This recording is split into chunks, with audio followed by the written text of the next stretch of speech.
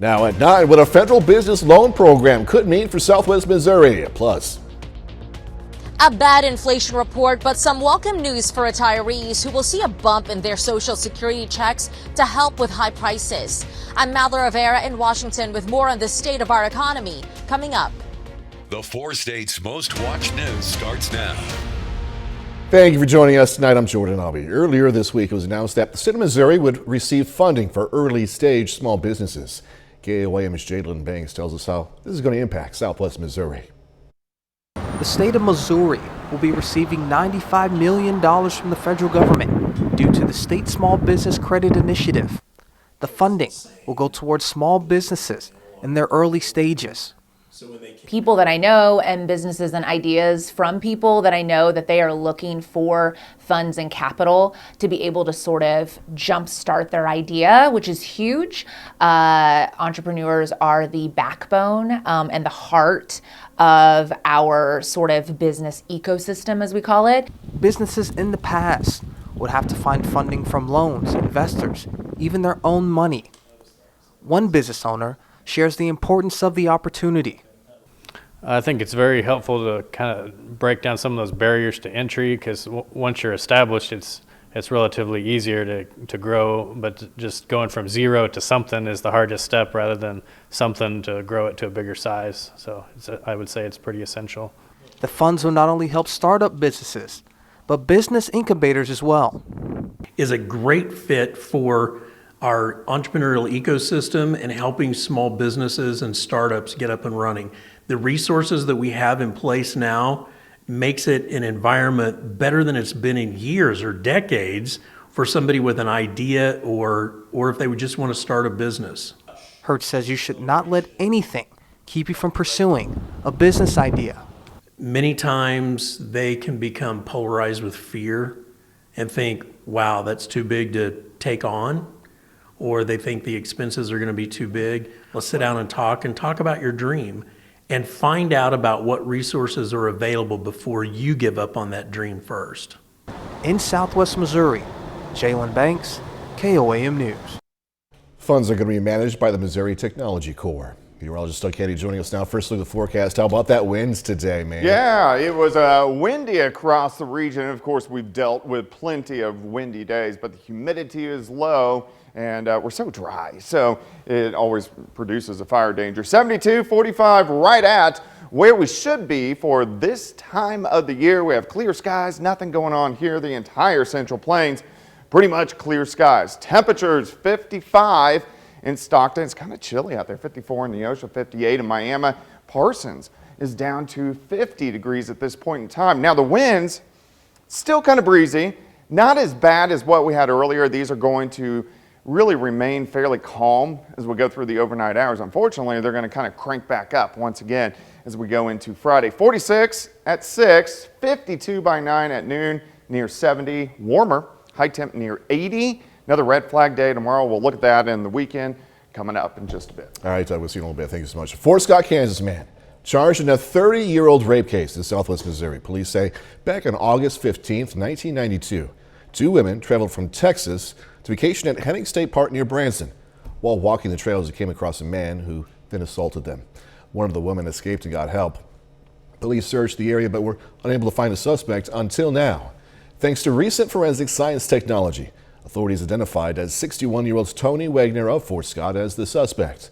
Wagner has been arrested and charged with 2 counts of first-degree assault, kidnapping, and forcible rape. Authorities in Ottawa County, Oklahoma busted a large illegal marijuana growing operation. Yesterday, the Ottawa County Sheriff's Office helped the Oklahoma Bureau of Narcotics raid the illegal operation in rural Fairland. Authorities say they found more than 3,000 live plants, nearly 800 plants hanging to dry, and approximately 17,600 pounds of processed marijuana at the site.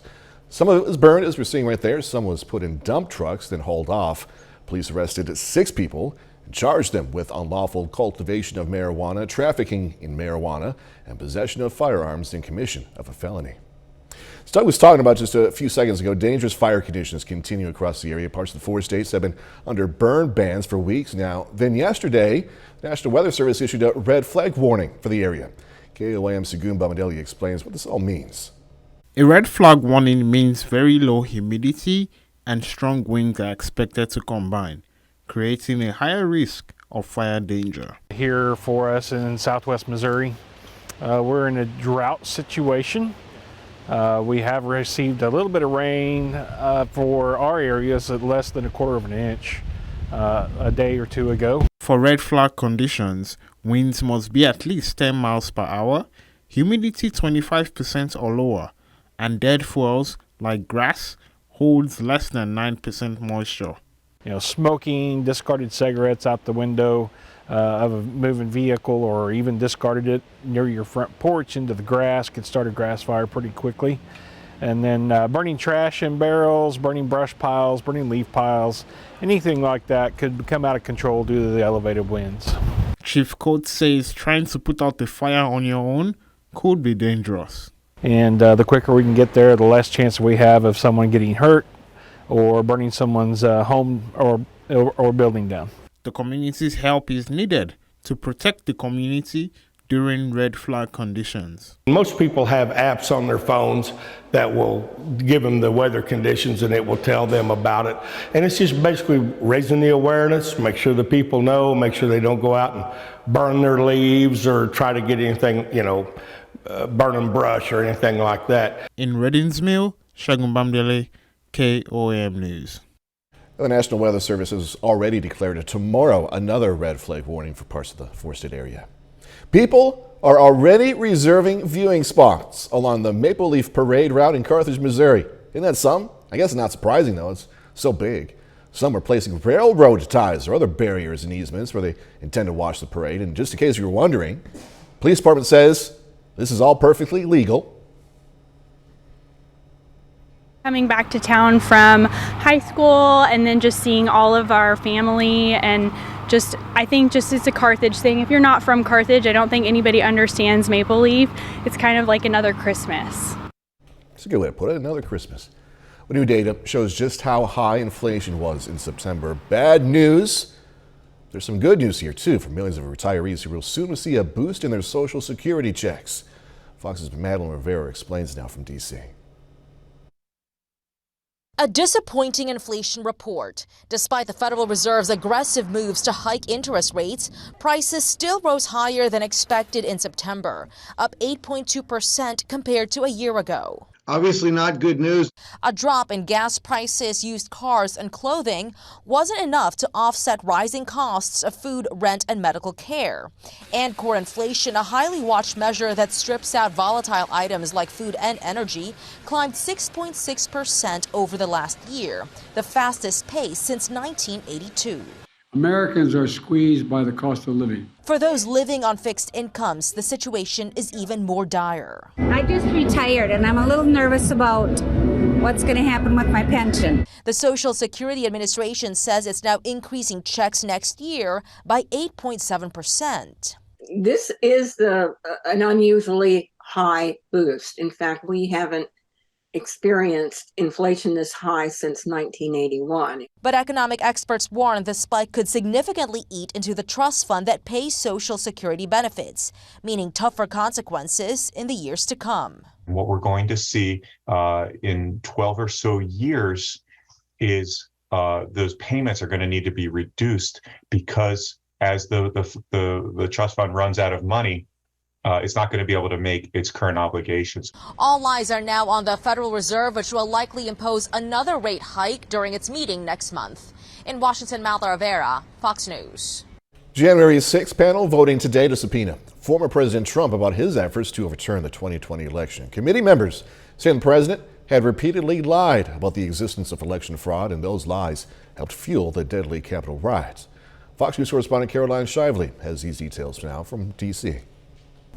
The January 6th committee is now demanding that President Trump testify under oath about his role leading up to the Capitol riot. Members voted to subpoena the former president late this afternoon in a bold move, but one that is unlikely to end in his testimony. There are 9 ayes and 0 noes. Members of the January 6th committee making a closing argument to the country about last year's attack at the Capitol, showing never-before-seen video of congressional leaders hunkered down at nearby Fort McNair during the attack. We have some senators who are still in their hideaways. They need massive personnel now. They argue the former president knew he lost the election, but had a premeditated plan to declare victory no matter what. The central cause of January 6th was one man, Donald Trump. This hearing featured new video from closed-door depositions and messages from the Secret Service in late December showing alarm about potential violence on January 6th. Their plan is to literally kill people. Please take this tip seriously and investigate further. Thursday's hearing is likely the last one before the November election. The 2 Republican members on the committee will no longer hold office next year. The committee is expected to release a final report sometime in December. They've already sold the product. Nobody is in favor of what happened on January 6th. Most have condemned it. Republicans are also producing a report of their own, waiting to unveil it after the committee releases theirs. In Washington, Caroline Shively, Fox News. KOAM News at 9 on Fox 14 takes this time now to honor another four-state hero. John Notzel served in the U.S. Army from 1942 to 45. He was stationed in China. We are proud to thank and salute Master Sergeant John Notzel. He's tonight's four-state hero. Doug Hedges next with a complete look at the forecast a bit later. Pitt State Gorillas aiming to stay unbeaten this weekend on the road against Lincoln. Going to hear from the Gorillas in sports. No.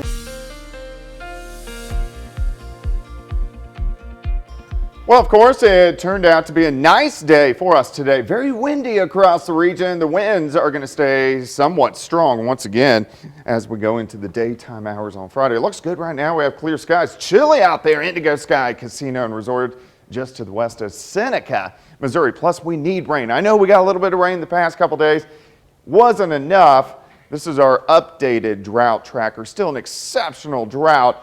Most of southwest Missouri, southeast Kansas, and northeastern Oklahoma. If you aren't in the exceptional drought, you're in the extreme drought in the red. Once you get down in southern parts of Berry County, severe drought, which I guess is better, but we really need some rain. We just don't have much in the forecast. It's going to take a couple more weeks. Once we approach Halloween, that's when we're really going to start to get some storm systems in here. Until then, not a whole bunch. All right, high temps, upper 60s in Missouri, and then low to mid 70s once you got out across Kansas and also Oklahoma. We have dropped back. It's chilly. Pineville 54. We have Afton at 56, 51 in Fredonia. Fort Scott 57.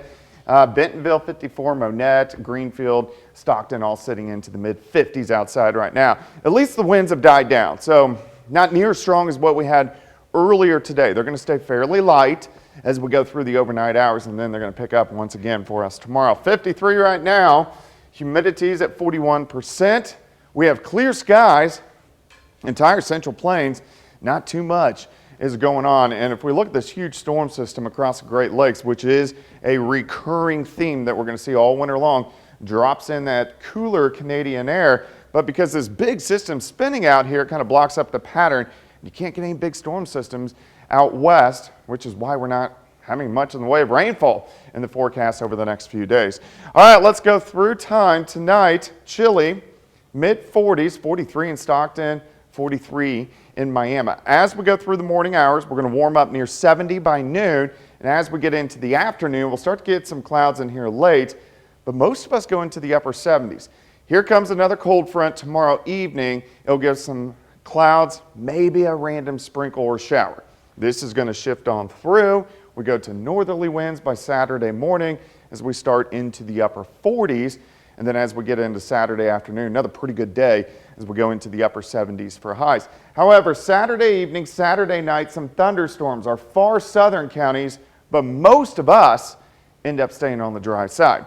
46 in the morning, 69 by noon, 78 by 5.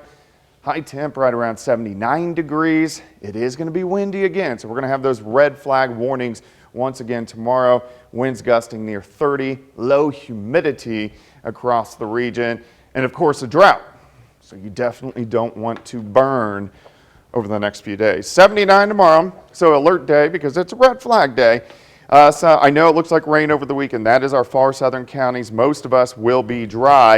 And then we cool down. we're going to be talking about our first frost, possible freeze early next week. So it's that time. I was just going to say that it's that time of the year. I don't want it to be that time of year because there's still stuff growing outside. Yeah. But that's how At least my boat guy, he winterized my boat, so I don't have to worry about that. There you go.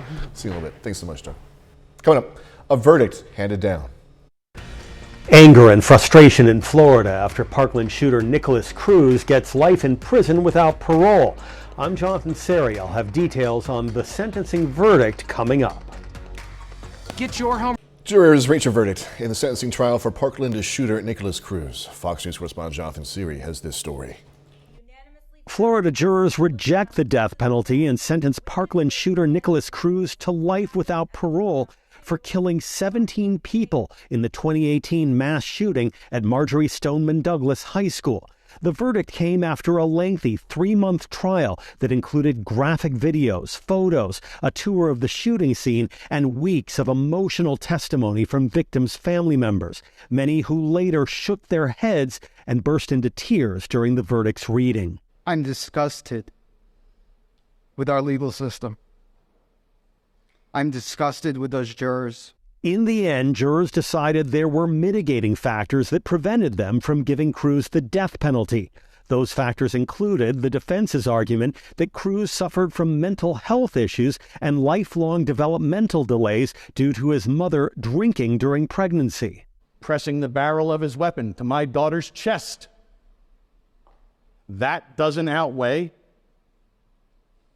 that poor little, what's his name, had a tough upbringing.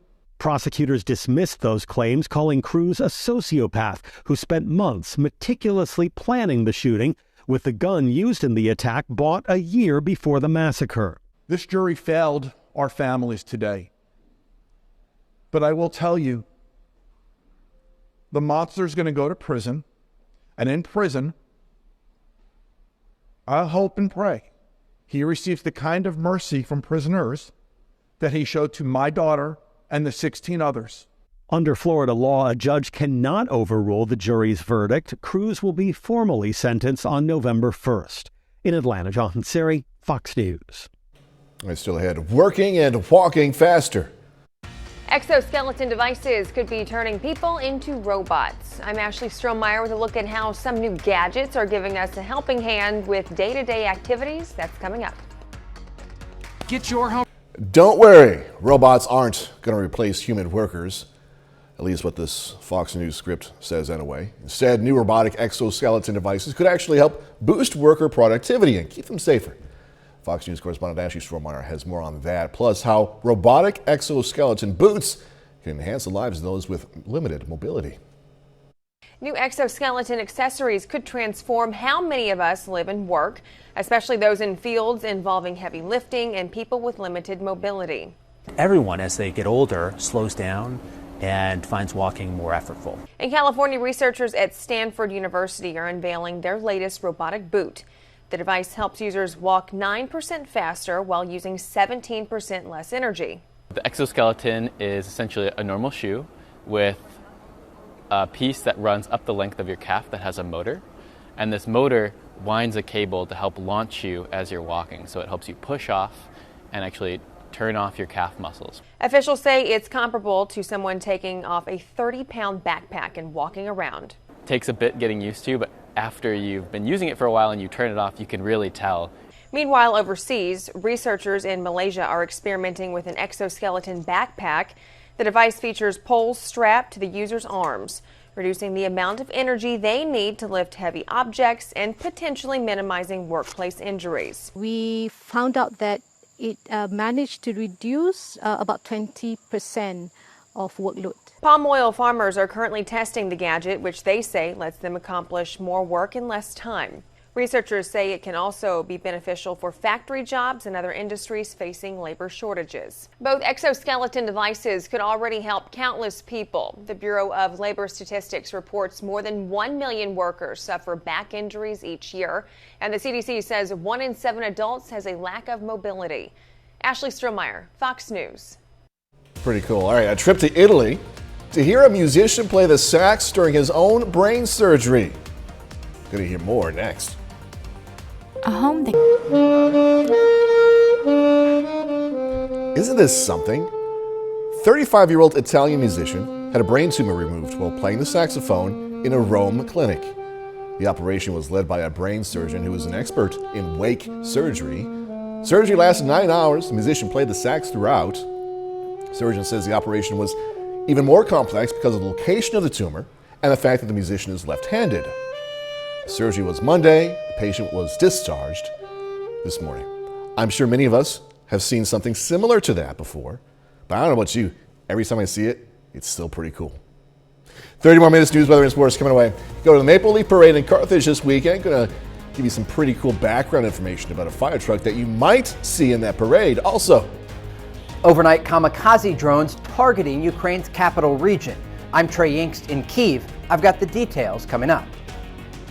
Shannon Becker. City of Carthage now has a new owner for its special 1939 fire truck. KOAM's Yana Atala travels to Carthage to learn more about the historic truck and the new look it's getting. In 1939, the Carthage Fire Department acquired the City Service Ladder fire truck. It was their first new fire truck. It was special. It could do 4 different things. Back in those days, that was just pretty amazing that a city was able to do that, buy a brand new truck straight off the line. Steve Burnett, who has bought 43 fire trucks over the years, had his eyes on this specific truck for a while. I then went to check about the Carthage truck, which I heard was being retired, and they said, no, they're not willing to sell it. That was 50 years ago. Once the city of Carthage realized that they would not get the truck fully restored, they agreed to give it to Burnett to try to get it ready for the parade at the Maple Leaf Festival. The actual Grand Marshal for the Maple Leaf Parade is our former fire chief that just left last December. So it would be really, really cool, really special if we get that old truck up and running. Looking at historic photos of the truck was helpful, as no one knew how to actually build the truck. It's like a huge jigsaw puzzle, except the difference with a jigsaw puzzle is once you get the part in, you're okay. With this one, you can put a part in and then you realize, oh, I've got to take 10 parts back out because that other part had to go in first. One of the interesting things about this restoration project is how many local craftsmen are helping out. This top of this valve was lost. There were 4 of them and they were lost. They were able to craft them at the local foundry in Monette. I even had a little 10-year-old boy from up in town crawl down inside because we couldn't get to a couple of the bolts and nuts to be put on, and he came out and helped us on it. So it's been a community effort and an area effort. An effort the community will be able to enjoy for years to come. In Carthage, Janna Haudala, KOAM News. Now, if the renovation is finished in time, the former chief, who's also the Grand Marshal, will be riding in the vintage truck in the Maple Leaf Parade. By the way, the parade is Saturday at 9 a.m. Pretty cool truck there. Pitt State students will now be able to learn in a quieter environment. The university today held a ribbon cutting for a new solar panel canopy. Panels will be used to power hand tools used by outdoor classes at the College of Tech. Officials say before, those tools were powered with a pretty noisy generator, which made it hard for students to hear the teacher. Needless to say, that's not going to be the case anymore. Program, which is our 2-year electrical technician program, and bioelectronics engineering program, and then also our School of Construction. So our students will be able to understand the solar processes and be able to incorporate that into our curriculum and our labs. School received the solar panels through a partnership with Evergy. People in parts of Ukraine being pulled out of rubble after a barrage of missiles hit the war-torn country overnight, collapsing several buildings, leaving cars charred from the flames. Fox News correspondent Trey Yingst has more. The United Nations will not tolerate attempts at illegal annexation. We will never recognize it. A war of words between Russia and NATO officials as UN members overwhelmingly condemn Russia's annexation of Ukrainian territory. 3/4 of the General Assembly voting in favor of a resolution that called Moscow's move illegal, deepening Russia's international isolation. Kremlin officials hitting back, saying the West are hypocrites, and any further involvement could result in World War III. The West is completely deaf to the problems of the global South and to the calls to finally address them. All efforts are thrown at prompting the Ukraine narrative, but not at the sake of the country's well-being, only in an attempt to harm Russia. Meanwhile, here in Ukraine's capital region, Iranian-made kamikaze drones hitting several buildings early Thursday. Rescue workers rushing to the scene as residents awoke to air raid sirens for the 4th consecutive morning. In the southern city of Mykolaiv, An 11-year-old boy rescued from under the rubble, where he spent 6 hours. The uptick in destruction causing Ukraine's president to ask world leaders to increase defensive aid for his war-torn country. The more audacious and cruel Russian terror becomes, the more obvious it is to the world that helping Ukraine to protect the sky is one of the most important humanitarian tasks for Europe of our time. Both British and American officials say they plan to accelerate the donation of air defense systems. In Kyiv, Trey Inkst, Fox News. A bit later, economists predicting an expensive winter heating at home. So we're going to hear what you can do now to save money later.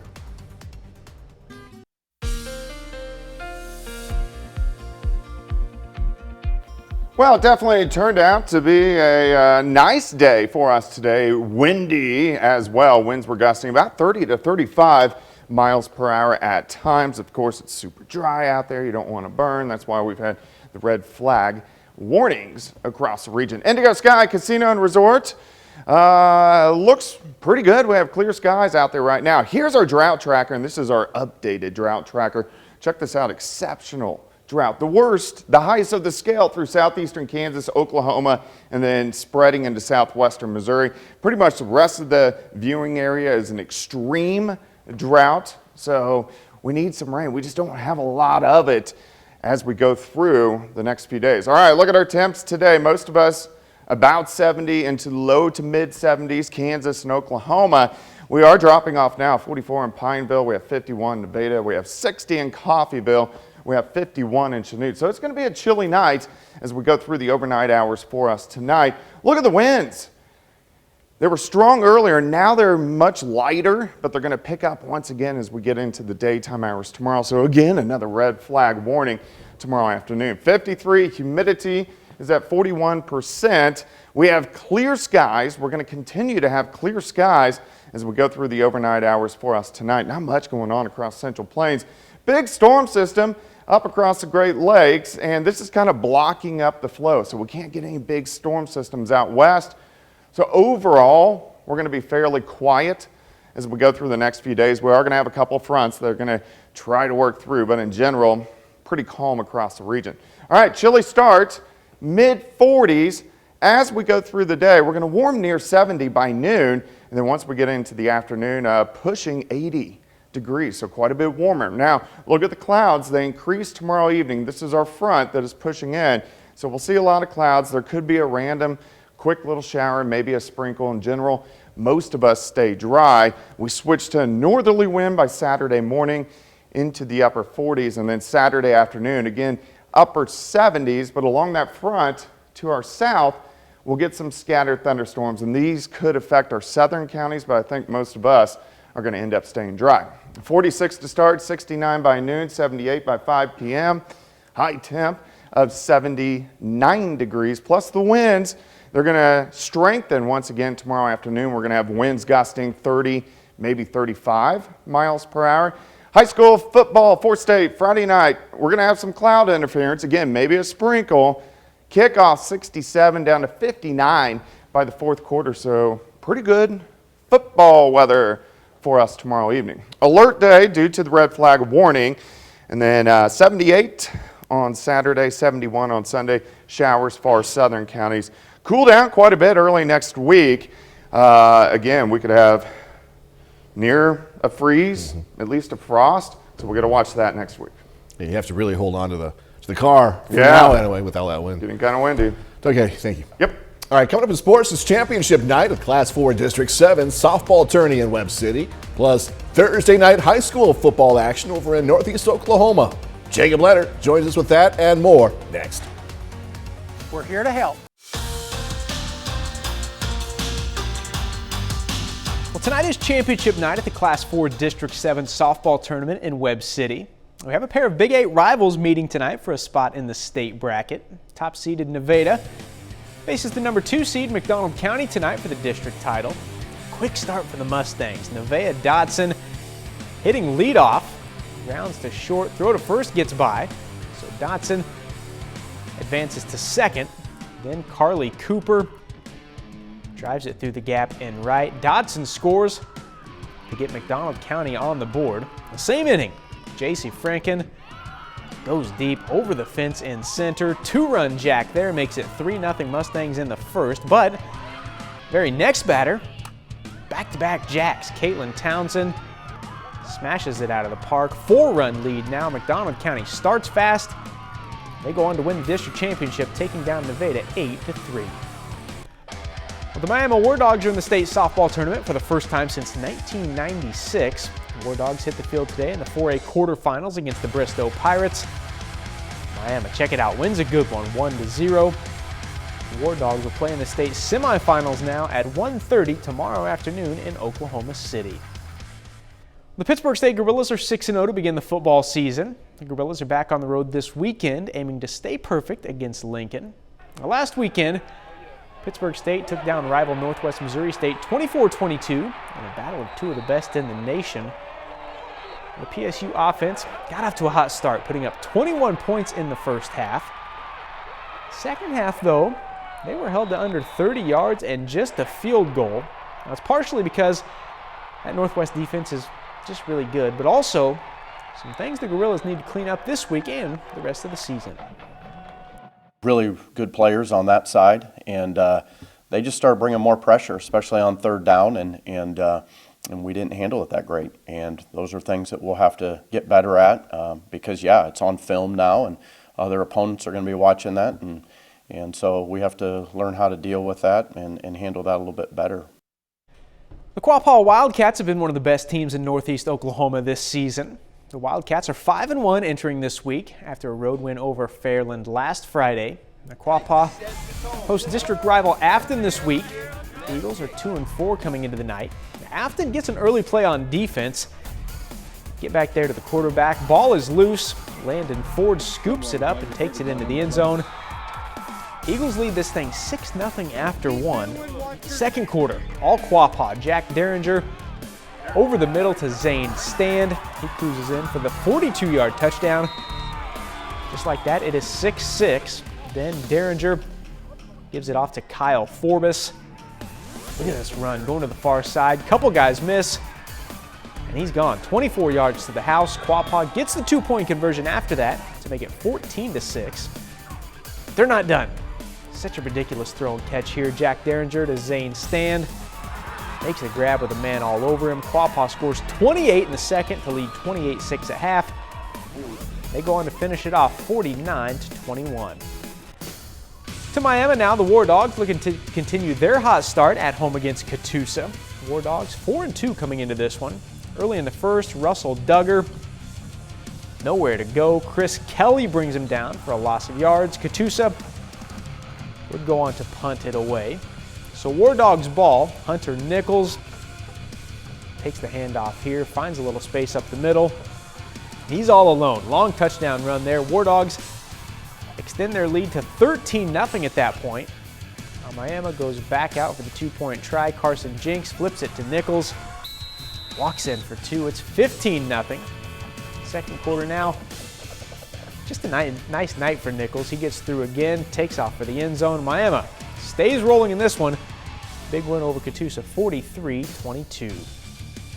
And that's a look at sports. We're back with more news after this.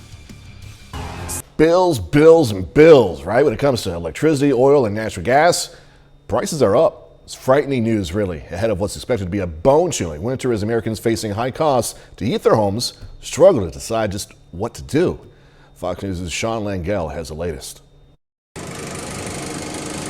The sound of an oil tank filling up sending shivers down many people's spines as the nation continues facing already steep home heating costs. I got 71 gallons, and what did it cost? It cost me $375. And prices are only expected to keep going up as we head into the colder months. To make matters worse, the National Oceanic and Atmospheric Administration predicts this winter will be colder than last year's. Many organizations providing cost assistance for lower-income families needing heat are also struggling to meet the growing demand for help. The Home Energy Assistance Program, HEAP, usually supports about a tank and a half of oil for a home. But currently, with the elevated costs, we anticipate only a half a tank of oil per eligible family. Federal officials at the Energy Information Administration estimate households using natural gas for heat could be paying about 28% more for it this year. Analysts say the ongoing war between Russia and Ukraine, as well as inflated costs for oil and fees for it being delivered, are to blame. I'm seeing bills of 200 gallons that almost $1,000. Compared to last year, it was half that. People are putting on 3 different credit cards. And you think about it, they're not going to pay these credit cards off. And now the interest rate is so high, so they're getting hit both ways. To save money, make sure you seal up any air leaks in your doors and windows, change the filters in your furnace, add insulation in your attic, and close off any unused rooms when you have the heat on. Sean Lanchel, Fox News. Check out what's new to those movie theaters this weekend. Coming up. A horror franchise trilogy concludes in theaters this week, while a scary series debuts on streaming. We have this and more in this week's look at new releases with Fox's Ashley Dvorkin. The new nationwide release this week is the final showdown between Laurie Strode and Michael Myers in Halloween Ends. There is a beginning of a hope that maybe things are going to be okay for Laurie Strode after all these years. And then the hits the fan. It's very much about the effect of violence on a town and then their anger. If he's not around, who are they going to be angry at? And they're angry at her. So there's all of that mind effery for Laurie, and then some other stuff happens and it gets really nasty. The horror flick is also streaming on Peacock. On video on demand, Rachel E. Cook, Christopher Lloyd, and Marla Gibbs join Spirit Halloween, the movie. Set in a deserted strip mall store where 3 friends spend the night and discover they're not alone. I would be very afraid if I were you. Netflix's star-filled The Watcher brings a thriller inspired by a true story. Created by Ryan Murphy and Ian Brennan, the 7-part limited series follows a family whose suburban dream home quickly turns into a nightmare when they're tormented by chilling letters and suspicious neighbors.